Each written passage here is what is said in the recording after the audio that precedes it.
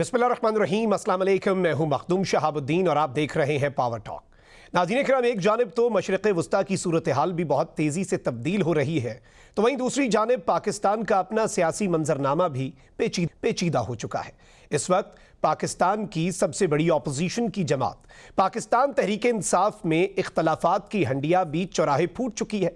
एक जानिब बानी पीटीआई की बहन ने कॉल दी कि अडयाला जेल के बाहर पाकिस्तान तहरीक इंसाफ के तमाम तर रहनुमा पहुंचे, कोई नहीं पहुंचा, ना ही कारकुनान उस तादाद में पहुंचे, बल्कि अब तो ये खबरें आ रही हैं कि पार्लिमानी पार्टी जो है उसने अपने पार्लियामेंटेरियंस को हिदायत दी कि अलीमा खान की कॉल पर आपने नहीं जाना। तो इस वक्त पाकिस्तान तहरीक इंसाफ में चल क्या रहा है, ये इख्तलाफात पाकिस्तान तहरीक इंसाफ के लिए क्या मानी रखते हैं और आगे चलकर पाकिस्तान तहरीक इंसाफ की पॉलिसी आखिर होने क्या जा रही है, इसी सब पर बात करने के लिए प्रोग्राम में हमें ज्वाइन किया है पाकिस्तान तहरीक इंसाफ के सीनियर रहनुमा अली मोहम्मद खान साहब ने। अली मोहम्मद खान साहब, thank you very much for your time. सबसे पहले तो इस वक्त जाहिर बात है कि पाकिस्तान तहरीक इंसाफ के हवाले से ये खबरें आती हैं कि पीटीआई के अंदर इख्तलाफात हैं, धड़े हैं, और अब एक तरफ फैमिली नज़र आ रही है, वहीं दूसरी जानिब पाकिस्तान तहरीक इंसाफ की लीडरशिप है। अलीमा खानम साहिबा ने अडयाला के बाहर रहनुमाओं को, कारकुनों को, 10,000 लोगों को पहुंचने का कहा। उनका ना आ सकना आखिर क्या वजह हो सकती है? ये क्या कोई इख्तलाफात हैं अंदर खाते, या एक नुक्ते पे इकट्ठे नहीं हो पा रहे? बिस्मिल्लाहिर्रहमानिर्रहीम, अल्लाहुम्मा सल्ली अला मुहम्मद व अला आलि मुहम्मद। मखदूम साहब, बहुत शुक्रिया। कोई ग्रुपिंग या ऐसा कोई, मैं नहीं समझता कोई ऐसा कोई धड़ा है। हाँ, इंटरेस्ट ग्रुप्स तो हर जमात में होते हैं, यानी कि 7-8 बंदों की अपनी एक अंडरस्टैंडिंग है कुछ की और, लेकिन मेन इश्यूज़ पे तो मैं नहीं समझता कोई ऐसी कोई ग्रुपिंग है। मिसाल के तौर पे 2-3 मौक़े ऐसे होते, उसमें अगर वाकई कोई ग्रुपिंग या फॉरवर्ड ब्लॉक की बातें बड़े अरसे से होती रहीं, अगर होता तो वाज़े हो जाता। यानी वज़ीर आला गंडापुर के चेंज होने के बाद अगर कोई ग्रुप होता तो वाज़े हो जाता, या जो उमर अयूब साहब के जाने के बाद उनको जो नाजायज़ सज़ा हुई, और शिबली फराज साहब के, तो सेनेट में नासिर अब्बास आए, अवलामा साहब, हालांकि वहाँ जो है सेनेटर आज़म स्वाति साहब और अली ज़फ़र साहब, ख़ासकर आज़म स्वाति साहब पुराने स्टालवर्ट सख्तियाँ झेलने वाले मौजूद थे। अगर कोई फॉरवर्ड ब्लॉक या ग्रुपिंग होती तो वहाँ आ जाती। या हमारे कौमी असम्बली में जब अचकज़ई साहब आए, बहुत से लोगों के नाम आए अपोजिशन लीडर के लिए, ये वो, कुछ ने कहा फॉरवर्ड ब्लॉक बन जाएगा, किसी ने कहा नहीं मानेंगे। आपने देखा कोई ऐसा इशू नहीं। तो मतलब एक चीज़ क्लियर हो गई कि अगर थोड़े बहुत इंटरेस्ट ग्रुप्स हैं तो वो हर जगह होते हैं, लेकिन कोई ऐसा फॉरवर्ड ब्लॉक नहीं है जिससे तहरीक इंसाफ की एंटिटी को कोई ख़तरा हो कि डिस्पर्स हो जाएगा, नंबर 1, अंदर से इम्प्लोड हो जाएगा, नंबर 2। तो ये तो एक चीज़ क्लियर हो गई, कोई ऐसा ख़तरनाक कोई ग्रुप नहीं है, कोई फॉरवर्ड ब्लॉक नहीं है। अब आते हैं फैमिली की तरफ। आपा हैं, अलीमा सिस्टर हैं, अलीमा बाजी हैं, नौरीन आपा हैं, और डॉक्टर उज़मा साहिबा हैं। अब ये खान साहब की सिस्टर्स हैं, हमारे लिए काबिल एहतराम है। मेरी तो एक स्टेटेड पॉलिसी है पिछले 2 साल से, जब से खान साहब अंदर हैं, और ये सिस्टर्स कभी कोई बात करती हैं, मेरे से कोई पूछता है, मैं उस पर ऊपर कॉमेंट ही नहीं करता बतौर एहतराम। और ये अक्सरियत की ये सिचुएशन है। सब इस पर क्लियर हैं कि इनको कोई पॉलिटिकल एस्पिरेशंस नहीं है, वो सिर्फ़ और सिर्फ अपने भाई की रिहाई चाहती हैं। अब उसमें कभी वो कॉल देती हैं, कभी वहाँ चली जाती हैं, वो सारा वॉलंटरी बेस पे है। जब पार्टी कॉल देती है, पार्टी कहती है, तो आपने देखा जिस तरह अभी मर्दान में जलसा हुआ, आज हमारा मानसेरे में हो रहा है, उससे पहले आपने देखा जब पार्टी ने कॉल दी तो 24 नवंबर में जो भी हमारे साथ हुआ, लेकिन बंदा निकला था, 4 अक्टूबर को भी लोग निकले। तो जब पार्टी को इन्वॉल्व करेंगे और पार्टी की तरफ से कॉल आएगी तो फिर आप तादाद भी देख लेंगे। तो मैं नहीं समझता कि पार्टी के अंदर कोई बड़ा ग्रुप है खुदा न खास्ता, या सिस्टर्स का, और पार्टी के अंदर में कोई ऐसी खुदा न खास्ता खलीज है जो कवर ही नहीं हो सकती, ऐसी कोई चीज़ नहीं है। ठीक है, लेकिन यहाँ पे एक और चीज़ सामने ये आती है। जाहिर बात है कि ये अगर कॉल दी जाती है तो फैमिली दे रही है और वो पार्टी की तरफ से नहीं आ रही। यहाँ पे कुछ जर्नलिस्ट इवन ये क्लेम कर रहे हैं कि पाकिस्तान तहरीक इंसाफ की लीडरशिप ने अपने पार्लियामेंटेरियंस को कहा हुआ है कि आपने नहीं जाना, और आपने वहाँ पर वॉलंटरली भी नहीं जाना, ताकि पार्टी की ही अथॉरिटी जो है वो रह सके। इस तरह की कोई कहानी है?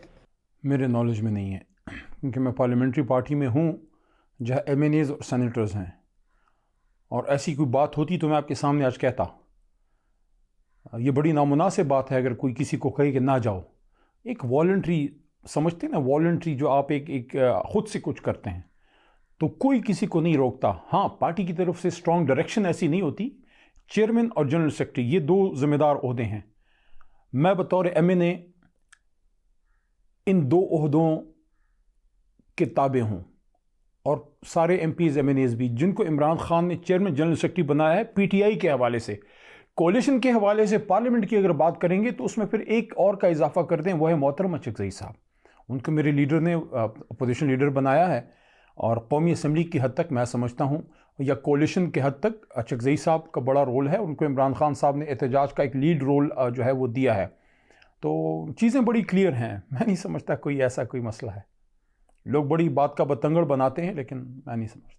صحیح ہے, چلیں یہ اچھا ہے کہ کلیریفیکیشن آ گئی ہے. اچھا, سلمان اکرم راجہ صاحب جنرل سیکرٹری ہیں, انہوں نے بھی ایک سٹیٹمنٹ دیا ہے کہ پارٹی فنڈنگ جو ہے اس میں ایم این اے سینیٹرز جو ہیں وہ پیسے نہیں جمع کروا رہے, اور پارٹی کے فنڈز جو ہیں ان کا کوئی ایشو آ رہا ہے, بڑی تعداد پارلیمنٹیرینز کی یہ نہیں کر رہی, اس کی وجہ سے ہمیں مشکلات درپیش ہوتی ہیں اور اب یہ معاملات ہمیں لانے پڑیں گے پبلک میں.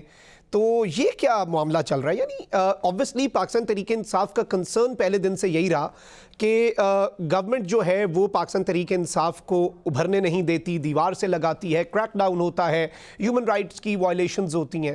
But on the other hand party کے اندرونی اختلافات ود ایوری پاسنگ ڈے کوئی نہ کوئی اٹھتا ہے اور بیچ چوراہے یہ ہنڈیاں پھوٹ جاتی ہے. پارٹی کا انٹرنل میٹر ہے, فائنینسز اور ایشوز. میں سمجھتا ہوں پبلک میں اس پہ ہم پارٹی کے اندر اس پہ بات کر سکتے ہیں. باقی کچھ ساتھیوں کی یہ ڈیمانڈ ضرور ہے کہ اور چیز سے جو فنڈنگ آئی ہے یا وہ کلا کے لیے جو آئی ہے وہ کلیئرٹی کے ساتھ سامنے لائی جائے, لیکن وہ پارٹی کے انٹرنل ایشوز ہیں. کچھ ہمارے آپ یہ دیکھیے بہت سے پارلیمنٹیرینز کے کاروبار ہٹ ہوئے ہیں, کچھ کے فیکٹریاں بند ہو گئیں, کچھ کے یعنی کہ بہت زیادہ فائنینشیل نقصان ہمارے پارلیمنٹیرینز کو ہوا ہے, خاص کر جو پنجاب سائڈ پہ ہیں. تو وہ بھی ایک مہنگائی کا بھی ایشو ہے. تو لوگوں کو ایشوز ضرور ہیں, لیکن ایسا نہیں ہے کہ کوئی ایسا مسئلہ ہے جو حل ہی نہ ہو سکتا ہو. کچھ چیزیں پارٹی کے اندر انٹرنل میٹرز ہوتے ہیں, ضروری نہیں ہے ہر چیز بندہ پبلک میں بات کرے. آپ نے کبھی دیکھا ہے مسلم لیگ نون یا پیپلز پارٹی کے کیا اس میں اختلافات نہیں ہوتے, ان میں مسئلے نہیں ہوتے؟ کیا جمعیت علماء اسلام میں یا ایم کیو ایم میں مسئلے نہیں ہیں, اے این پی میں نہیں؟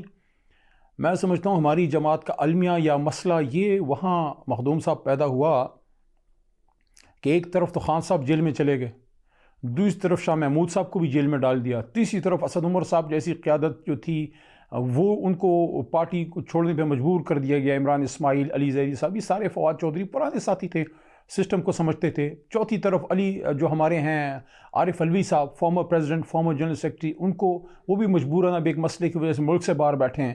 تو کچھ قیادت ہماری جیل میں ہیں. تو ایسے حالات میں کچھ چیزیں پبلک میں غیر ضروری آ جاتی ہیں, ورنہ ماضی میں آپ تو ہماری جماعت کو بڑے عرصے سے کور کر رہے ہیں. جب عمران خان صاحب خود باہر تھے, جب اسد عمر اور شاہ محمود صاحب اور الوی صاحب سارے ایکٹیو تھے, پارٹی کی کوئی ایک بات باہر نہیں آتی تھی. حالانکہ اس وقت کیا اختلافات نہیں تھے؟ کیا جہانگیر ترین صاحب یا شاہ محمود صاحب کا ایک آپس میں ایک اختلاف نہیں تھا, سیاسی اختلاف؟ لیکن ان میں بڑی مروت تھی. یہ بھی میں کہوں اسٹیج پہ اکٹھے ہوتے تھے, اکٹھے ہاتھوں میں ہاتھ ڈال کے عمران خان اور پاکستان زندہ باد کہتے تھے. یہ ہوتی ہے سیاسی میچورٹی. تو ہمارے جو ابھی ساتھی پارٹی میں آئے ہیں نئے, ان میں انشاءاللہ آئے گی یہ چیز. لیڈر اصل میں اندر ہے. اصل مسئلہ یہ ہے جب خان صاحب باہر آ جائیں گے تو انشاءاللہ things will fall in place انشاءاللہ. بالکل, اس میں یہ فیکٹر تو امپورٹنٹ ہے کہ وہی بات ہے, ٹو مینی کوکس والی بات ہے. تو اس وقت پارٹی کو بھی شاید نہیں پتا, لیڈرز کو بھی نہیں پتا کہ ہدایات سرٹنلی کہاں سے آئیں گی. وہ ایک اتھارٹی جو ہے وہ ابھی تک شاید اسٹیبلش اس طرح سے نہیں ہو پا رہی, اور پھر رابطے بھی نہیں ہیں, ملاقاتیں بھی نہیں ہیں. علی محمد خان صاحب, پاکستان تحریک انصاف کے پاس اب آگے کا لائے عمل کیا ہونا چاہیے اور کیا ہوگا؟ یہ دونوں الگ الگ سوال ہیں. اور ایک تو یہ ہے کہ پی ٹی آئی اب آگے کرنے کیا جا رہی ہے, سیکنڈ یہ کہ آپ کو کیا لگتا ہے کہ کرنا کیا چاہیے اس ماحول میں, گھٹن زدہ سیاسی ماحول میں سپیس بنانے کے لیے؟ آج منصیرے میں جلسہ ہو رہا ہے, 2 ہفتے پہلے میرے مردان میں ہوا, اس سے پہلے سوابی میں کچھ عرصہ پہلے ہوا تھا, پشاور میں ہوا. اچھی پولیٹیکل ایکٹیویٹی ہے, لیکن خان صاحب کی ریلیز کے لیے میں نہیں سمجھتا اس سے کوئی زیادہ پریشر پڑتا ہے. اپنے صوبے میں جلسہ کرنے سے یا وہاں روڈ بند کرنے سے میٹر کرتا ہے پنجاب یا مرکز. وہاں آپ نے 24 نومبر دیکھ لیا جو ہمارے لوگوں کے ساتھ ہوا. میں تو نہیں چاہوں گا میری زندگی میں کبھی وہ لمحہ دوبارہ آئے جب میں دیکھوں کہ ہمارے اپنے ہی پاکستانی اپنے پاکستانیوں کے ہاتھ سے مارے جا رہے ہوں اور ان کی لاشیں جا رہی ہوں. اللہ نہ کرے ایسا پھر ہم نظارہ دیکھیں. تو پارٹی اس وقت اسٹریٹ موومنٹ کی طرف فوکس کر رہی ہے, لیکن پنجاب میں اور سندھ میں وہ ٹیمپو اس لیے نہیں پکڑ سکتی کہ सियासतदान के हाथ में तो झंडा होता है, बंदूक तो नहीं होती ना, सियासतदान के हाथ में तो बैनर होता है, कोई बम बारूद तो नहीं होता।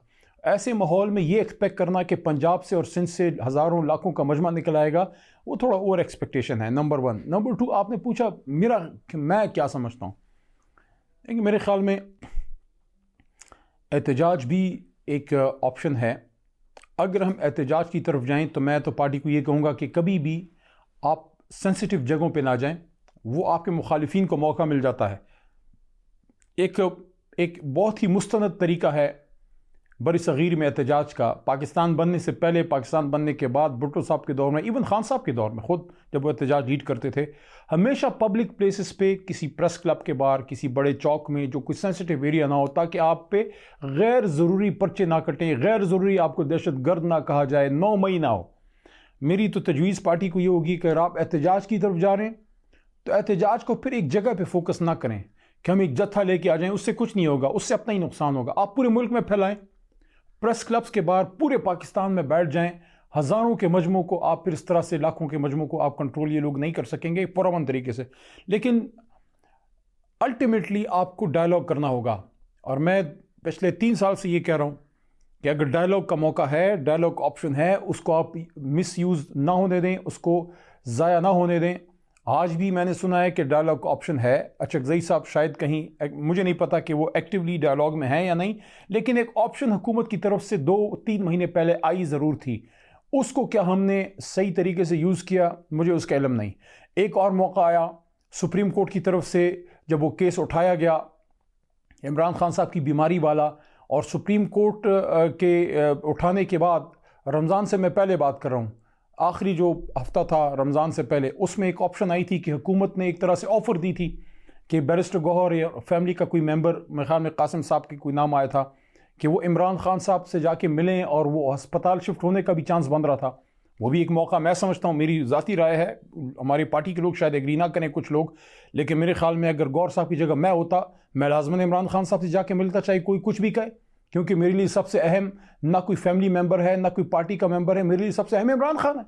अगर आपको हुकूमत की तरफ से एक रास्ता बन रहा है इमरान खान साहब से मिलने का, आप जाएं, उसको कैपिटलाइज करें। मतलब है कि हमने भी थोड़े बहुत मौके हमसे भी ज़ाया हुए हैं।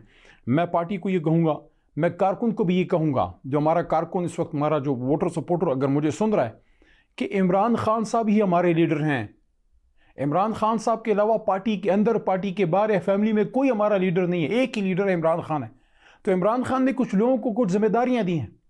सूबा चलाने की जिम्मेदारी इस वक्त सुहेल के पास है, पार्टी चलाने की जिम्मेदारी इस वक्त गौहर साहब और राजा साहब के पास है, और अपोजिशन लीडर अचकज़ई साहब को और नासिर अब्बास साहब को मुज़ाकरात का इख्तियार दिया है। तो अगर अचकज़ई साहब और नासिर अब्बास साहब, और फॉर दैट मैटर गौहर साहब या राजा साहब, अगर ये लोग जाके मुज़ाकरात में इनिशिएटिव लेते हैं तो उनको आप सपोर्ट करें, उन पर गैर ज़रूरी तनकीद ना करें। अचकज़ई साहब अगर मुज़ाकरात की तरफ जाएंगे तो वो इमरान खान साहब की रिहाई की कोशिश करेंगे, बाकी असीरान की रिहाई की कोशिश करेंगे। कभी भी अक्रॉस द टेबल बैठने के मौके को ज़ाया ना करें, क्योंकि मैं आखिरी टू सम इट ऑल, आप इस पूरी बहस को अगर मैं समेटूँ तो इस एक लाइन में समेटूँगा कि इमरान खान साहब पे केसेस सियासी हैं, इसका हल भी सियासी है।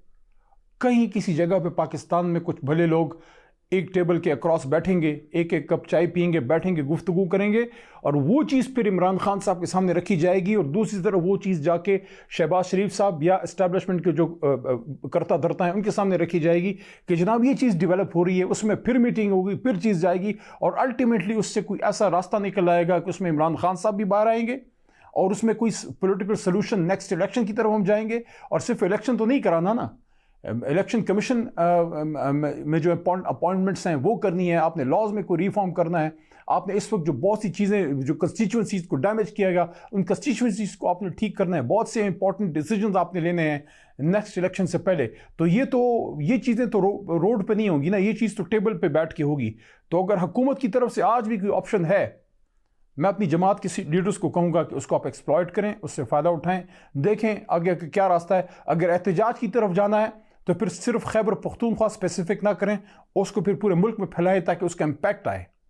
बिल्कुल, ये इम्पॉर्टेंट नुक्ता है, लेकिन जारी बात है कि बहुत सी अपॉर्चुनिटीज़ शायद मिस कर दी गई, और अब शायद वो ऑफ़र्स भी ना हों या वो कंसेशंस भी ना हों जो पहले थीं, इसमें तो बहुत से लोगों की फिर ज़ाहिर बात है कोताही है या बाकी चीज़ें हैं, लेकिन यहाँ पर दो तीन चीज़ें और भी सामने आ रही हैं। एक तो ये कि अभी इमरान खान साहब की बहन जो है उन्होंने कहा है कि छुपे हुए लोग या तो बाहर आएँ या ओहदे छोड़ें, यानी फैमिली की फ्रस्ट्रेशन जो है वो बढ़ती जा रही है। फिर पीटीआई के अंदर भी एक दूसरे के ऊपर ही ये पास किया जा रहा है, कोई कहता है फलाने को ये करना चाहिए, फलाने को ये करना चाहिए। सो कारकुन जो है वो कंफ्यूज्ड है। कारकुन कहता है कि भाई हम किसकी तरफ देखें, और हो तो कुछ भी नहीं रहा। पहले मुतालबा था मैंडेट वापसी का, फिर मुतालबा था रिहाई का, फिर इवन रसाई और दवाई तक बात आ जाती है। देखिए, दो बातें हैं। आपने एक तो कहा कि फैमिली की, मैंने ये बयान वैसे नहीं सुना, आपसे मैं सुन रहा हूँ कि जो छुपे हुए लोग हैं वो सामने आए। तो मुझे नहीं पता छुपे से क्या मतलब है। इससे अगर मतलब अपना उमर यूब साहब हैं या शिबली फराज साहब हैं, ये लोग तो 50-50 साल सज़ाएँ हो गई हैं उनको, वो तो आएंगे तो वो तो बड़ा मसला हो जाएगा उनके लिए। एक मुराद सईद साहब हैं, उनकी तो ज़िंदगी को थ्रेट है। तो अगर उनकी बात है तो मैं तो समझूंगा कि जब ये, तो मैं मुराद पे छोड़ता हूँ कि मुराद सईद जब मुनासिब समझें तब वो आएँ, जब वो सेफ़ फील करें, क्योंकि वो हमारे लिए एक एसेट हैं और मेरे तो छोटे भाई जैसा है। तो ये लोग हैं, अगर छुपे हुए तो यही हैं। छुपे हुए नहीं कह सकते आप, अंडरग्राउंड का लफ्ज़ ज़्यादा मुनासिब है। अगर इनकी तरफ इशारा है तो इसका तो मैं ये वजाहत करूँगा। बाकी जो पार्टी के लोगों की बात है, आपने कहा कि लोग उस पे इल्ज़ाम लगा रहे हैं और ये फलाना हो रहा है, ये हो रहा है। इसमें मैं ये कहूँगा कि जो हमारे मुखालिफिन हैं वो भी हाथ पे हाथ धरे तो नहीं बैठे ना। पीटीआई के नाम से बहुत से लोग लगाई बुझाई करते हैं, ख़बरें फीड की जाती हैं, मेरे बारे में किसी और को फीड करेंगे, उसको मेरे बारे में कोई बात करेंगे, मुझे उसके बारे में क्यों। देखें, सिचुएशन इस वक्त ये है कि कुछ हमारी क़यादत से पार्टी छुड़ा दी गई। देखें, खुदा लगती बात करनी चाहिए। वो लोग असल में इमरान खान साहब की, मैं गद्दार लफ्ज़ फिर भी यूज़ नहीं कहूँगा, लेकिन मैं कहूँगा कि इमरान खान को धोखा दिया जिन्होंने रजीम चेंज में इमरान खान को छोड़ा, क्योंकि इमरान खान वज़ीर आज़म थे, ताकत में थे, सब कुछ था। लेकिन जो 9 मई के बाद मजबूरी की हालत में गए, मेरी तो उनसे हमदर्दी है। हालांकि मैं आसानी से कह सकता हूँ कि यार मैंने कुर्बानी दी है, अल्लाह ने तौफीक दी, शहरयार ने दी, किसी और ने दी, हम खड़े रहे तो आप भी खड़े रहते। लेकिन मुझे क्या पता कि असद उमर पे क्या गुजरी, मुझे क्या पता सदाकत अब्बासी पे क्या गुजरी, मुझे क्या पता कि उसमें इमरान इस्माइल या अली जैदी को किन चीज़ों का सामना करना पड़ा, फवाद को क्या चीज़ें उससे फेस की हैं, वो तो अल्लाह को पता है। वो इमरान खान का काम है कि उनको जो है। तो ऐसी सूरत हाल में वो जो क़यादत खड़ी रही जेल के अंदर, जो नहीं टूटे, अल्लाह ने मुझे तौफीक दी, शरैर अफरीदी की तौफीक दी, असद कैसर को तौफीक दी, और कोई हमारी क़यादत है, शंदाना गुलजार साहिबा हैं, वो खड़ी रहीं, जरताज गुल खड़ी रहीं, उमर यूब साहब खड़े रहे। उनको भी फिर हिट किया गया कि जो टूटे नहीं और जो बिके नहीं, उनको अदालतों से सजाएं दिलवाई गई, उनको फारिग किया गया। तो इस क़यादत को जो किसी भी सूरत में बिके नहीं और झुके नहीं, टूटे नहीं, उनको फिर सोशल मीडिया के ज़रिए हिट किया गया कि अब इनकी क्रेडिबिलिटी को अटैक करो, ताकि किसी भी सूरत में इमरान खान साहब अटैक। देखें, इमरान खान को गिराना है तो क्या करना है। इमरान खान और कौम के बीच में जो एक राब्ता है वो है वर्कर और लीडर का। अगर लीडर को आप डिसक्रेडिट कर दें तो देखें, भुट्टो के पीछे भी हज़ारों लाखों लोग थे, कोई ना निकल सका, क्योंकि बीच में लीडरशिप को माइनस कर दिया गया। इमरान खान को कमज़ोर करने के लिए हमारी लीडरशिप, सेकंड टियर लीडरशिप पे अटैक हो रहा है, ताकि लीडरशिप डिस्क्रेडिट हो जाए। लाखों अवाम भी हो तो उनको कौन निकालेगा। अगर MNA MP ना हो तो किसके नाम पे, किसकी कोशिश से वो निकलेंगे। नाम तो खैर इमरान खान का यूज़ होता है। इसलिए मैं ये कहूँगा, आपने कारकुन की बात की, आप अपने अंदर इत्तेफाक रखें। वो क़यादत जो आज तक इमरान खान साहब के साथ इंटैक्ट है, जो 9 मई के बाद नहीं टूटे, जो 26वीं तरमीम के बाद नहीं बिके, अब क्या थ्रेट है? अब तो कोई थ्रेट नहीं, अब कोई क्यों बिकेगा। तो आज भी अगर कोई इमरान खान के साथ खड़ा है तो उनको मैं कहूँगा उनको सपोर्ट करें। और ख़ासकर वो लोग जो किसी भी वजह से, जिनको मुल्क छोड़ के जाना पड़ा, मुल्क से बाहर आप आराम से बैठे हो ना, जो भी तकलीफ है, कम से कम आपके सर के ऊपर डंडा नहीं है, आपके पैर के नीचे गर्म ज़मीन नहीं है। तो अगर आप और कुछ नहीं कर सकते तो उन लोगों को बदनाम ना करें जो आज भी इमरान खान के साथ पाकिस्तान में खड़े होके, जिनने मुल्क नहीं छोड़ा, जो मुल्क से भागे नहीं, जो अपने बच्चों, अपने घरों समेत आज भी इमरान खान के साथ तगड़े खड़े हैं, वही इमरान खान के असल सिपाही हैं। बिल्कुल, आपका पॉइंट आ गया। बहुत बहुत शुक्रिया। अली मोहम्मद खान साहब हमारे साथ मौजूद थे। नाज़रीन इकराम, यहाँ पे वक्त हुआ एक ब्रेक का, हमारे साथ रहिए।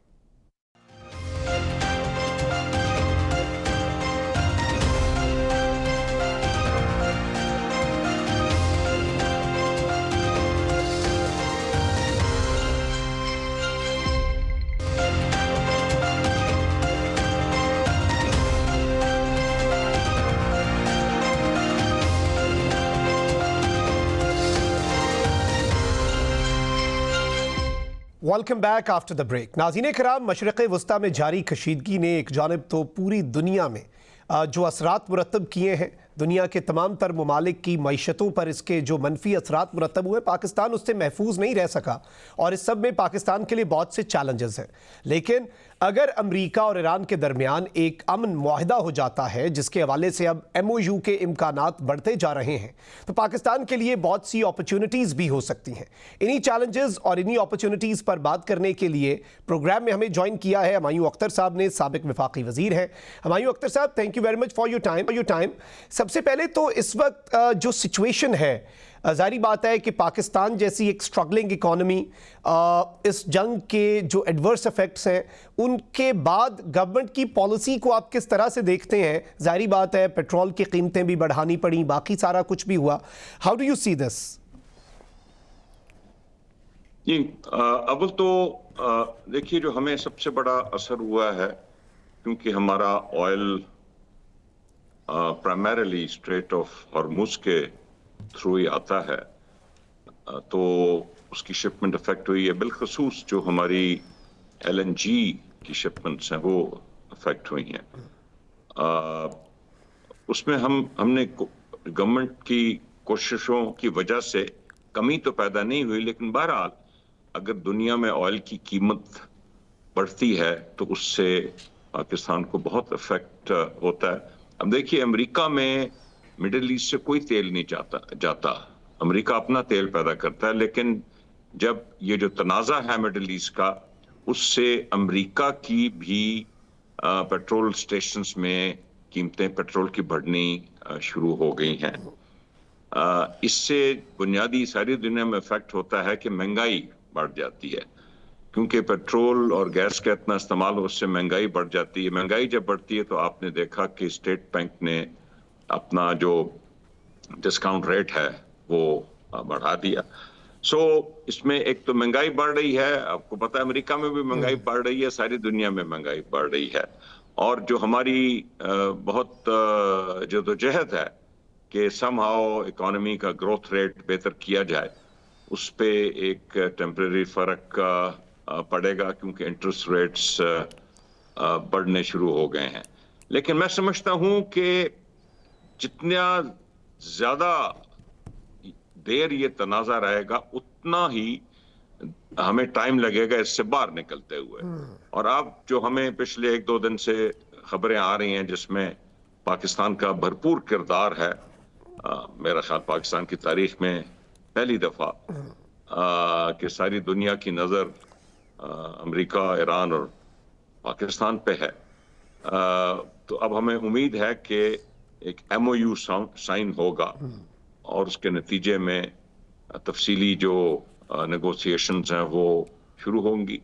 तो उम्मीद करते हैं कि ये तनाज़ा अब ख़त्म हो जाएगा, और मैं समझता हूँ कि जल्द हम इससे बाहर निकल आएंगे और बहुत जल्दी न सिर्फ दुनिया में बल्कि पाकिस्तान में भी जल्दी इकोनॉमिक रिकवरी होगी और बहुत ज़्यादा नुकसान नहीं होगा जितना इस तनाज़े के लंबा चलने की वजह से होता। एग्जैक्टली। अच्छा, अब इस सब के अंदर ज़ाहिर बात है कि पाकिस्तान इस वक्त फ्रंट सीट पे है, पूरी दुनिया की नज़रें पाकिस्तान पर हैं, और जब भी हम आलमी मीडिया को खोल कर देखते हैं तो इस्लामाबाद ही मरकज़ निगाह होता है। एक मरतबा फिर अब एक मस्बत पेशरफ्त भी आई है कि MOU हो रहा है, जिस तरह आपने भी जिक्र किया। तो इस सब में पाकिस्तान के लिए क्या कोई अपॉर्चुनिटीज़ भी हो सकती हैं, इकनॉमिक अपॉर्चुनिटीज़? क्योंकि पाकिस्तान का पिछले 1 साल में जो मकाम है इंटरनेशनल कम्युनिटी में वो भी बड़ा है। पोस्ट मार्का हक अगर हम देखें तो एक पूरा साल है पाकिस्तान की अचीवमेंट्स का। पहले तो एक डिप्लोमेटिक आइसोलेशन का टैग था हमारे ऊपर, तो वो भी चीज़ें हटी, वो भी दुरुस्त हुई। तो इस सब में क्या कोई इकनॉमिक अपॉर्चुनिटीज़ हमारे लिए पैदा हो सकती हैं? जी, हुआ ये है, और पाकिस्तान की मुश्किलात इक्तिसादी एरिया में तो हैं, और हम कोशिश कर रहे हैं रीजनल भी। आप अनफॉर्चुनेटली इंडिया, और बहुत ही हमारी अनफॉर्चुनेट चीज़ है कि अफगानिस्तान, जिसके हमारे भाई मुल्क है और जिसके लिए पाकिस्तान ने बहुत जदोजहद और कुर्बानियाँ दी हुई हैं, लेकिन अब लग रहा है कि अफगान तनाज़ा भी कुछ बेहतरी की तरफ चल रहा है। ये सारा सिलसिला शुरू ही हुआ था जी, ये जो मई 2025 में हमारा जो झड़प हुई 4 दिन की, जी जिससे पहली दफा दुनिया को पता चला, और पाकिस्तान ने सिर नीचा करके जो मॉडर्न वॉरफेयर है, जिसको 6th जनरेशन वॉरफेयर कहते हैं, जो बियॉन्ड विजुअल रेंज मिसाइल्स और सैटेलाइट्स और साइबर वॉरफेयर जो है, उसका मुजाहरा पाकिस्तान ने दिखाया और दुनिया दंग रह गई कि इतनी बड़ा मुल्क जो 1971 के जो अनफॉर्चुनेट इवेंट्स थे, उसके बाद दुनिया समझती थी कि बहुत बड़ी मिलिट्री कुव्वत है इंडिया। हमने 4 दिन में अल्लाह की मदद से दिखा दिया कि नहीं, इंडिया बड़ी कुव्वत नहीं है, हम उसके मुकाबले के हैं। मैं समझता हूं कि ये जो आपने अभी ईरान में देखा है जी, इसकी गहराई में मैं नहीं जाना चाहूंगा। आपने ईरान में भी मॉडर्न वॉरफेयर देखा है। देखें, उनकी एयरफोर्स है कोई नहीं, उनकी नेवी बर्बाद हो गई, उनकी फौज ने एक गोली नहीं चलाई। जो रेवोल्यूशनरी गार्ड्स हैं, उनका भी कोई डायरेक्ट कॉन्फ्रंटेशन तो नहीं हुई, लेकिन उन्होंने मुकाबला करके दुनिया को दिखा दिया कि जी ठीक है, बहुत बड़ी कुव्वत है अमेरिका और दुनिया की सबसे बड़ी नेवी और सबसे बड़ी फौज और सबसे बड़ी एयरफोर्स। लेकिन मॉडर्न वॉरफेयर बदलता जा रहा है। मॉडर्न वॉरफेयर में तो एक गोली, जो फौज होती है वो गोली नहीं चलाती और वॉर के नताइज निकल आते हैं। अब आपके सवाल के जवाब में जी, पाकिस्तान की इज्जत और एहतराम में और उसकी ना सिर्फ साउथ एशिया में बल्कि जिसको अब वेस्ट एशिया कहते हैं, जिसमें पूरा मिडिल ईस्ट भी आ जाता है, उसकी एक बड़ी प्रोमिनेंट पोजीशन बन गई। अब हमने जो गुडविल डेवलप की है, हमें सबसे पहले चाहिए कि जो बैनुल अक़वामी मालियाती इदारे हैं, जिसमें बिलखसूस अमेरिका का बहुत असर व रसूख है, उनके जरिए हम कुछ अपने लिए ऐसी डील्स हासिल करें कि हमें कुछ स्पेस मिले और कुछ मदद मिले कि हम जिस शिकंजे में फंसे हुए इक्तिसादी तौर पे उससे बाहर निकल सकें और एक हाई ग्रोथ रेट, जो कि इस मुल्क की टॉप लीडरशिप का, प्राइम मिनिस्टर साहब का, फील्ड मार्शल आसिम मुनीर साहब का जो एक बहुत ख्वाहिश है कि ये मुल्क जो है इसमें से गुर्बत दूर हो, ये जो इक्तिसादी मसाइल हैं वो दूर हो, हमें एक मौका मिलेगा। अभी जो नए हालात इमर्ज करेंगे कि हम बेहतरी की तरफ जा सकें। सही। अच्छा, इस सब के अंदर एक और बड़ा इंपॉर्टेंट फैक्टर है कि अगर ईरान के साथ यूएस की एक डील हो जाती है और ईरान पर से फिर सैंक्शंस भी हटती हैं, उस सिनेरियो में पाकिस्तान इस सारे मामले में ईरान के साथ किस तरह से ट्रेड कर सकता है और ईरान के साथ ट्रेड का हमारी इकॉनमी को क्या फ़ायदा होगा? How do you see this? देखिए, ये बहुत बड़ा मौका है। पाकिस्तान का एक बहुत बड़ा मसला है कि पार्टीशन से पहले 95% रीजनल ट्रेड होती थी with in the sub continent. Okay, आजकल वो 5% भी नहीं है। बदकिस्मती है, इंडिया से हमारे ताल्लुकात ठीक नहीं है, बल्कि पाकिस्तान इंडिया के ताल्लुकात जो हैं वो तो इंडिया की अंदरूनी सियासत की नज़र हो चुके हैं। इंडिया तो जो अंदरूनी सियासत है वो पाकिस्तान से दुश्मनी पे वो उसकी बुनियाद बनाता है।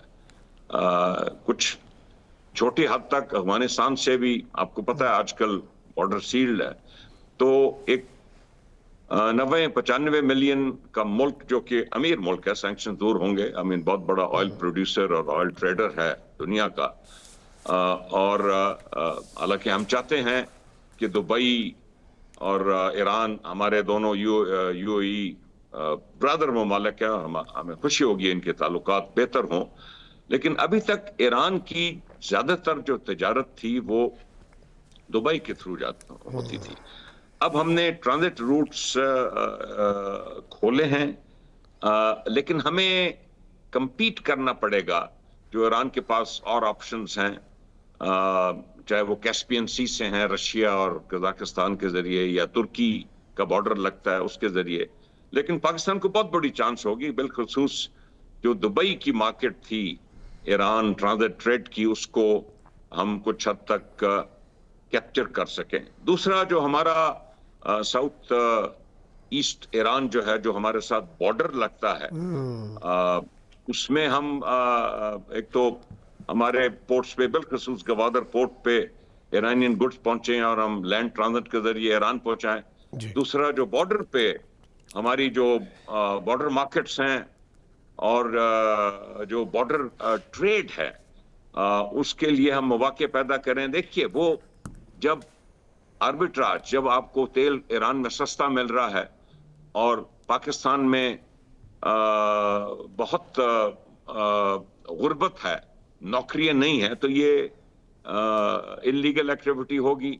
इसको कुछ हद तक लीगल करें, बॉर्डर मार्केट्स बनाएं, बॉर्डर इकोनॉमिक जोन्स बनाएं, उधर कुछ इंडस्ट्रियल एक्टिविटी शुरू करें। फर्ज करें आप बल्क चावल लेके उनको पैक करें, या बल्क कमोडिटीज, बल्क चीनी लेके उसको पैकिंग फैसिलिटी बॉर्डर पे बनाएं, उधर नौकरियां पैदा करें।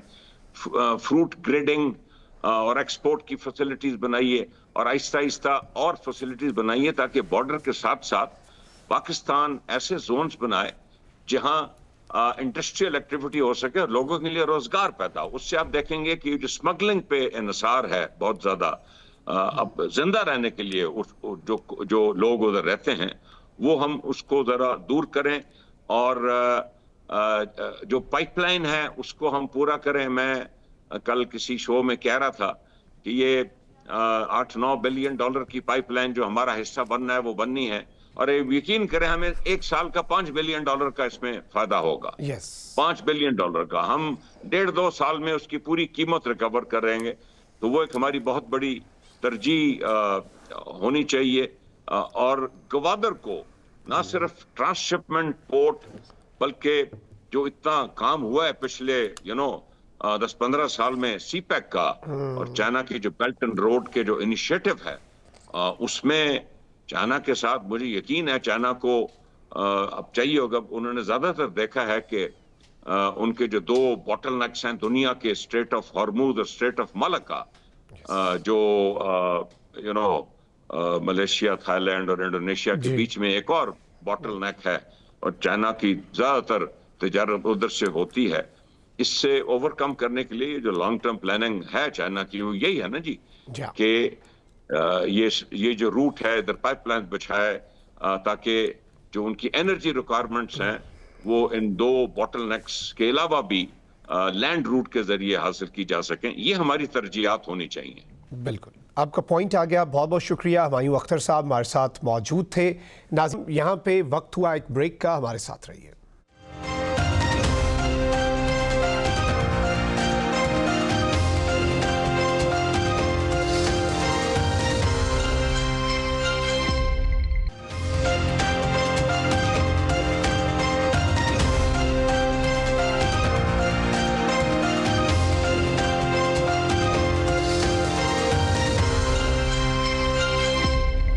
Welcome back after the break. नाज़रीन इकराम, मशरिक़ वस्ता की सूरत हाल अभी भी तशवीशनाक है, अनसर्टेनिटी है, अगर मगर की सूरत हाल है, इफ्स एंड बट्स पे बात हो रही है।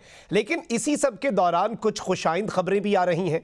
अमरीकी मीडिया ये रिपोर्ट कर रहा है कि एक MOU के करीब पहुंच चुके हैं अमरीका और ईरान, और पाकिस्तान की जो खामोश सिफारतकारी है वो रंग लाने लगी है। इसी सब पर बात करने के लिए प्रोग्राम में हमें ज्वाइन किया है एम्बेसडर अता शाहिद साहब ने, साबिक सफ़ीर हैं, और हमें ज्वाइन कर रहे हैं स्टूडियोज़ में एम्बेसडर मुश्ताक शाह साहब, साबिक सफ़ीर। आप दोनों का बहुत बहुत शुक्रिया। सबसे पहले मुश्ताक शाह साहब, आपकी जानिब आऊँगा। इस वक्त मिडिल ईस्ट की सिचुएशन को आप किस तरह से देख रहे हैं, और इसके साथ ही साथ जो इस वक्त एक पाकिस्तान का रोल है, और अभी डोनाल्ड ट्रंप जो है उन्होंने भी ये अनाउंसमेंट की है कि मैंने जो अपना प्रोजेक्ट फ्रीडम है उसे पाकिस्तान और दीगर ममालिक के कहने पर रोक रहा हूं, तो इसे भी एक पॉजिटिव इंडिकेटर के तौर पर देखा जा रहा है। आप किस तरह से एनालाइज करते हैं अभी की सूरत हाल को? जी शुक्रिया बहुत बहुत मुझे दावत देने का। सबसे पहले तो ये है कि ये पाकिस्तान की कामयाबियों का एक पूरा साल है, सिलसिला चलता आ रहा है। ख़ास तौर पे ईरान और अमेरिका इजराइल जंग के दौरान जो किरदार पाकिस्तान ने अदा किया है, उसको ना सिर्फ सदर ट्रंप ने सराहा है, बल्कि पूरी दुनिया उसकी मोतरफ़ है। چونکہ یہ ایران اور امریکہ کی جنگ جو ہے اس کے اثرات نہ صرف خطے پہ پڑ رہے تھے بلکہ پوری دنیا کی معیشت پہ پڑ رہے تھے. یعنی آپ یہ دیکھیے کہ پاکستان کو کس یورپی ملک، کس مغربی ملک کے رہنماؤں نے فون کر کے یہ شکریہ ادا نہیں کیا کہ آپ نے جو کردار ادا کیا ہے اس میں وہ قابل تعریف ہے، قابل فخر ہے، اور آپ کا بہت بہت شکریہ. اس کا اصل میں جو کردار ہے وہ ظاہر ہے فیلڈ مارشل نے ادا کیا ہے، کیونکہ انہوں نے جو ہے صدر ٹرمپ صاحب کے ساتھ اپنے ذاتی تعلقات کو بروئے کار لاتے ہوئے، اور ایران کے ساتھ، چونکہ ایران ہمارا پڑوسی ملک ہے اس لیے اس کے ساتھ بھی ہمارے بہت دیرینہ تعلقات ہیں. تو اور اس کے علاوہ جو آبِ ہرمز ہے اس کا جو اثر پڑ رہا تھا پورے گلف کنٹریز پہ، جنگ کا جو اثر تھا پورے گلف کنٹریز پہ، تو پاکستان کا وہ کلیدی کردار رہا ہے کہ انہوں نے نہ صرف امریکہ اور ایران کی جنگ رکوائی ہے بلکہ خطے میں امن لائے ہیں. خطے میں امن کے علاوہ پوری دنیا کو ایک معاشی بحران سے بچانے کی کوشش کی ہے. یہی وجہ ہے کہ ایرانیوں نے ہمیشہ کہا ہے کہ اگر کوئی ثالثی ہوگی تو پاکستان میں ہی ہوگی، کیونکہ ایرانیوں نے دیکھا ہے کہ ان کی باقی سب لوگوں نے ثالثی کر لی. آپ دیکھیں گے JCPOA جو 2014 میں سائن ہوا تھا اس کی گارنٹرز کون تھے؟ فرانس، برطانیہ، جرمنی، امریکہ، چائنا، روس، سب اس کے گارنٹرز تھے، لیکن وہ بھی صدر ٹرمپ نے آ کے اس کو رد کر دیا. اس کا مطلب ہے کہ گارنٹی کوئی نہیں دے سکتا، اگر کوئی کام آ سکتا ہے تو وہ پاکستان آ سکتا ہے. کیوں؟ کیونکہ پاکستان کے خطے کا ملک ہے، اس کا اپنا ذاتی اور ہمارے جو ہیں اس کے تاریخی، ثقافتی، معیشی، سیاسی، سماجی سارے تعلقات ہیں اس کے ایران کے ساتھ. تو ایران کو پتہ ہے کہ جو ثالثی ہوگی پاکستان میں ہی ہوگی، اور امریکہ کو بھی بھروسہ ہے کہ پاکستان میں ہی ہوگی. تو بہت بڑی فخر کی بات ہے ہمارے لیے کہ ہماری جو سفارتی کوششیں ہیں وہ اتنا رنگ لائی ہیں کہ آج پوری دنیا پاکستان کی کاوشوں کا معترف ہے. بالکل. عطا شاہد صاحب آپ کی جانب آؤں گا. اس وقت ظاہری بات ہے کہ ایکزیوس امریکی نیوز ویب سائٹ ہے، اس نے بھی یہ کلیم کیا ہے کہ ایک MOU جو ہے اس پر دستخط کے قریب پہنچ چکے ہیں، despite the rhetoric, despite whatever is happening in the sea. اور جو UAE میں بھی 2 دن لگاتار کچھ میزلز دیکھے گئے، ڈرونز دیکھے گئے، لیکن اس کے باوجود ایک MOU کا امکان ہے. جنگ رک جائے گی، پھر 30 دن کے اندر اسلام آباد یا جنیوا میں پاکستان کی فیسیلیٹیشن میں مذاکرات ہو سکتے ہیں. آپ کو کیا لگتا ہے کہ یہ جو معاہدہ ہوگا یا MOU ہوگا اس کے خد و خال کیا ہوں گے؟ اور ریئلسٹکلی کیونکہ دونوں سائڈز نے اپنی ڈومیسٹک آڈینس کو بھی پلیز کرنا ہے، دونوں سائڈز جو ہیں انہوں نے کچھ نہ کچھ تو کنسیشنز ایک دوسرے کو دینی ہے، ون ون سچویشن تو بنے گی، لیکن الٹیمیٹلی معاہدہ کس طرح کا ہوتا ہوا نظر آ رہا ہے آپ کو؟ مخدوم صاحب بہت شکریہ. بالکل آپ نے صحیح فرمایا کہ ایک طرف تو پریزیڈنٹ ٹرمپ جو ہیں وہ تھریٹن بھی کر رہے ہیں ایران کو کہ اگر ایگریمنٹ نہ ہوا تو پھر جو نیکسٹ ٹائم جو ہے اس سے زیادہ ہم حملے کریں گے. اور دوسری طرف آپ نے صحیح فرمایا کہ بڑی خبریں اسی طرف آ رہی ہیں کہ کوئی معاہدہ ہونے جا رہا ہے اور کوئی بلکہ اس کے قریب پہنچ چکے ہیں. اور اسی وجہ سے جو پریزیڈنٹ ٹرمپ نے ہے آپریشن فریڈم جو ہے اس کو فی الحال معطل کر دیا ہے. اور اس کے علاوہ ان کے سیکرٹری آف ڈیفنس نے بھی کہا ہے کہ جو ہم نے آپریشن فیوری شروع کیا تھا وہ بھی جو ہے ابھی وہ تقریباً ختم ہو گیا ہے.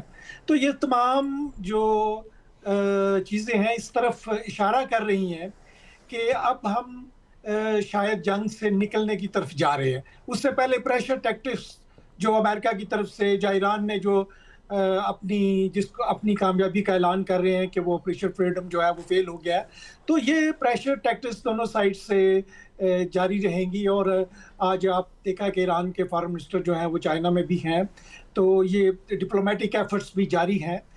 جو معاہدہ ہوتا نظر آ رہا ہے، دیکھیں اس میں اب جو پہلے تو یہ تھا کہ جو نیوکلیئر پہ پہلے بات ہوگی، اب کچھ لگ رہا ہے کہ نیوکلیئر پہ بات شاید تھوڑی سی اس میں کوئی لچک دکھائی جائے. پہلے اسٹریٹ آف ہارموز جو ہے اس کو کھول دیا جائے اور یہ اپنا جو نیول بلاکیٹ کیا ہوا ہے USA نے وہ اس سے ہٹا لیں. اس طرف مجھے جاتا ہوا نظر آ رہے ہیں. لیکن باقی چیزیں دیکھیں جو یورانیم انریچمنٹ ہے، جہاں جو انریچڈ نیوکلیئر فزائل مٹیریل ایران میں جو آلریڈی ہے، یا ان کے بیلسٹک میزائلز کی جو رینج ہے، یہ ساری چیزیں جو ہیں یہ بڑی آپ سمجھ لیں کہ ریڈ لائنز ہیں اسرائیل کے لیے. اور اسرائیل اس میں سب سے بڑا سپوائلر بھی ہے، اور اسرائیل جو ہے اس میں سب سے بڑا فیکٹر بھی ہے. آپ دیکھ رہے ہوں گے کہ اسرائیل نے ابھی تک لبنان میں جو ہے وہ اپنے آپریشن جو ہے معطل نہیں کیے ڈسپائٹ سیز فائر، بلکہ وہ مزید بڑھاتا جا رہا ہے. اور ان کی کوشش ہے کہ وہ زیادہ سے زیادہ جو ایرانین پراکسیز ہیں ان کو ختم کر دیں. تو بہرحال معاہدہ جو ہے جس پر آپ نے اشارہ کیا، معاہدہ ون ون صورت میں ہی ہو سکتا ہے، کہ چونکہ اگرچہ کنائٹیکلی امریکہ نے جو ہے وہ بڑا نقصان پہنچایا ایران کو، لیکن ڈپلومیٹیکلی اور اسٹریٹجیکلی اور اکنامکلی جو ہے یہ ایران کی ون ہے. ایران نے معاشی طور پر اور اسٹریٹجیکلی جو ہے امریکہ کو بہت زیادہ ڈیمیج کیا ہے، جس کو ہم دیکھ رہے ہیں کہ جو معیشت جس طرح جتنی پرائسز پوری دنیا میں آئل کی، گیس کی اور باقی چیزوں کی بڑھی ہیں، اور جس طرح امریکہ میں بھی پرائسز بڑھ رہی ہیں، اس سے بالکل ظاہر ہے کہ امریکہ جو ہے اپنے آبجیکٹیوز حاصل کرنے پہ بھی ناکام رہا. اور اسٹریٹ آف ہرموز کو جو انہوں نے اسٹریٹجیکلی بند کیا، اس کی وجہ سے اسے بڑا شرمندگی بھی اٹھانی پڑی، اور اس کا بڑا نقصان بھی اس کے اٹھانا پڑا. اور آخر پہ بھی جو آپریشن فریڈم جو کر رہے تھے وہ بھی تقریباً ناکام ہوتا ہی نظر آیا ہے. یہی وجہ ہے کہ اب جو ہے وہ امریکہ یہی چاہے گا کہ وہ پیس کی طرف جائے. اور سیکنڈ یہ ہے کہ وہ 14-15 مئی کو میرے خیال ہے وہ چائنا بھی جا رہے ہیں، یہی ڈیٹس ہیں. اگر تو وہ چائنا جانے سے پہلے کچھ نہ کچھ یہاں سے ون ون یا سکسیسفل ہو کے جانا پسند کریں گے، اور وہی ان کے لیے ایک بڑی بارگیننگ چپ وہاں پہ جو ہے ظاہر ہوگی. اور ہم جی ٹھیک ہو گیا، آپ کا پوائنٹ آ گیا. اس وقت جو سچویشن ہے، ظاہری بات ہے ایمبیسڈر مشتاق شاہ صاحب آپ کی جانب آؤں گا. آپ کو کیا لگتا ہے کہ کس طرح کا سینیریو بنے گا ان دا نیکسٹ فیو آورز؟ کیونکہ آبویسلی سمندر میں بھی پچھلے کچھ گھنٹوں میں 72 گھنٹوں میں جو کچھ ہوا وہ پریشان کن تھا، اور کوئی بھی مس کیلکولیشن اگر ہوتی دونوں سائڈ سے وہ ایک آل آؤٹ وار جو ہے وہ پھر سے شروع ہو سکتی تھی. تو ایک بڑے سینسٹیو ٹائم پہ دوبارہ سے ایک امید کی کرن، وہ سلور لائننگ ہمیں نظر آنا شروع ہوئی ہے. تو آپ کو کیا لگتا ہے کہ اگر ایک معاہدہ ہوتا ہے اس کے خد و خال کیا ہوں گے؟ جی میرے خیال میں معاہدہ کا جو ایرانیوں نے ابھی پروپوزل دیا تھا، جس پہ وہ ڈسکشن ہوئی تھی، آگے پھر کاؤنٹر پروپوزلز آئے تھے امریکہ کے، اس میں یہ تھا کہ اس کو 2-3 حصوں میں بانٹ دیا جائے. پہلے شروع میں انہوں نے کہا تھا کہ اپنا ہرمز کو کھول دیں، اس کا بلاکیٹ ہٹا دیں. اس کے بعد آگے جو نیوکلیئر ایشو ہے جو کہ زیادہ سینسٹیو ہے، وہ اس پہ انہوں نے کہا کہ ورنہ بعد میں بات چیت ہو سکتی ہے. کیونکہ اگر اصولاً دیکھا جائے، جیسے ایمبیسڈر عطا المنیم نے بھی کہا کہ اب نیوکلیئر ایشو پہلے سالو ہو چکا ہوا تھا. اب اگر ان کے امریکہ کے آبجیکٹیوز تو تقریباً اچیو بھی ہو چکے تھے، کیونکہ صدر ٹرمپ نے پہلے ہی دن کہہ دیا تھا کہ جی میں نے اس کی لیڈرشپ ختم کر دی، میزائل پروگرام ختم کر دیا، یہ ختم کر دیا، وہ ختم کر دیا. اب جو آبجیکٹیوز امریکہ کو پہ فورس ہو رہے ہیں وہ ہیں اسرائیل کے، کہ وہ اسرائیل چاہتا ہے کہ اس کے بالکل میزائل پروگرام ختم ہو جائے، تباہ ہو جائے، نیوکلیئر پروگرام ختم ہو جائے.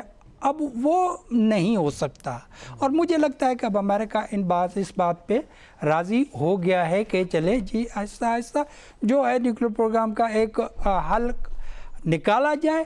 کیونکہ ورنہ انہوں نے دیکھ لیا ہے کہ اپنی طاقت انہوں نے پوری بھرپور استعمال کر کے دیکھ لی، کچھ نہیں ہاتھ حاصل ہوا.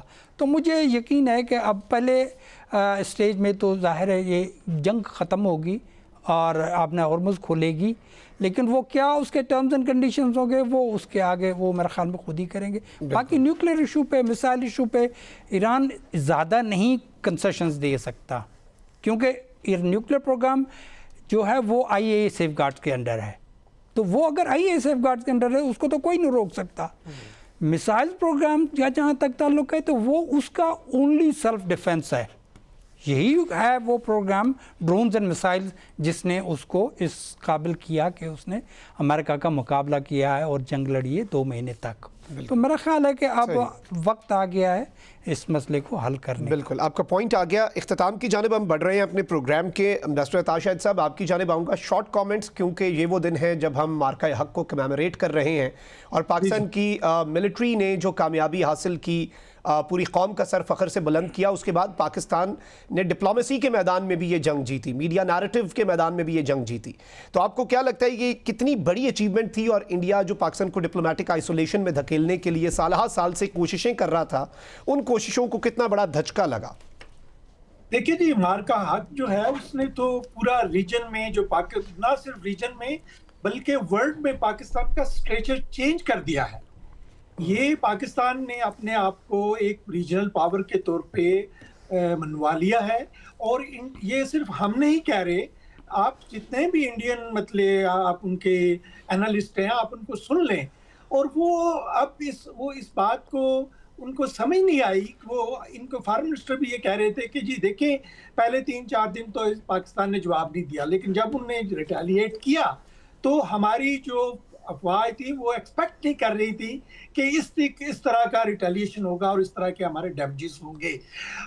یہ پاکستان کی ایک بہت بڑی کامیابی ہے، اور اس کامیابی کا سرا ہمارے فیلڈ مارشل، ہمارے پرائم منسٹر اور ہمارے جو ہیں ڈپٹی پرائم منسٹر اور انٹیریئر منسٹر سب کو دیں گے، کہ سارے مل کے ان تمام لوگوں نے اور ان کی مطلب لیڈرشپ میں یہ تمام جو ہماری قوم ہے اکٹھے ہو کے انڈیا کے ایک جو انہوں نے ہمارے اوپر ایگریشن